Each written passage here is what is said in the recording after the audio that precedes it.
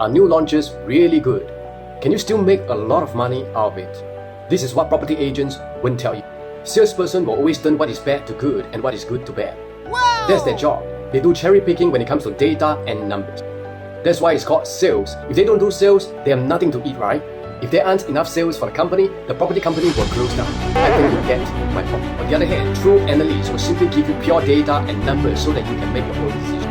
In my previous video, I said I will be sharing some accurate numbers for you to consider. But first, please help me to like, share, and follow so that more people can be aware of the property market. Now, we need to look at the history of the real estate market. The market was booming rapidly from 2009 onwards. 2011, the government stepped in with a series of cooling measures. They wanted to ensure that there is a sustainable real estate market. But the market did not come down until 2013 when the government introduced the Total Debt Servicing Ratio (TDSR) in June 2013. That was the most effective cooling measure that entirely drove the market downwards. The market then stabilized around 2015.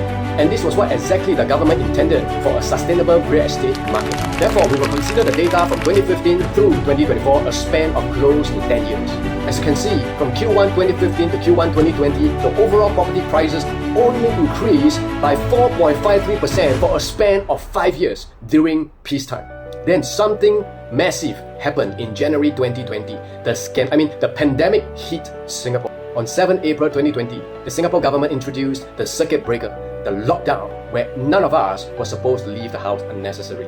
And this is why you don't see much changes in the property market until end of 2020, December 2020. After experiencing phase 1 of the circuit breaker where all the family members had to be trapped in the house, the real estate market experienced a shift. More people realized that they needed a larger space and layout, so they went to buy resale condos.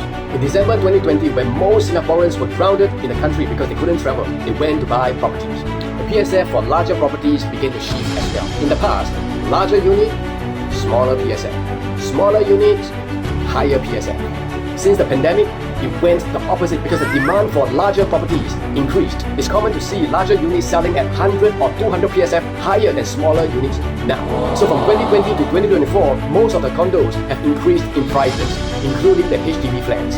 It is all across the board. Yet a lot of property agents use the number from 2020 to 2024 to tell you, wow, the new launch properties make a lot of profit. Well, you need to remember, it was a very unusual period created by the pandemic where supply and demand, interest rate, material costs, labor costs, inflation, and so on and so forth were all greatly affected.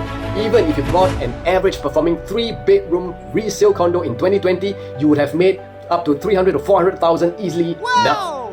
Unless you sway really bought a very chalak property, alright? The better performing resale condo for 3-bedroom make even above $500,000. So the pandemic caused the property prices in Singapore to shoot up because of a lack of supply. But do you realize the growth in the property prices came down from 2021 to 2024?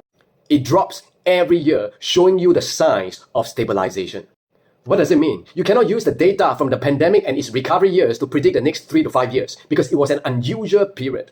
Since the IMF estimates that the global recession takes place every 8 to 10 years and pandemic was one of them. So we need to take peacetime to consider the next 3 to 5 years for Singapore real estate market.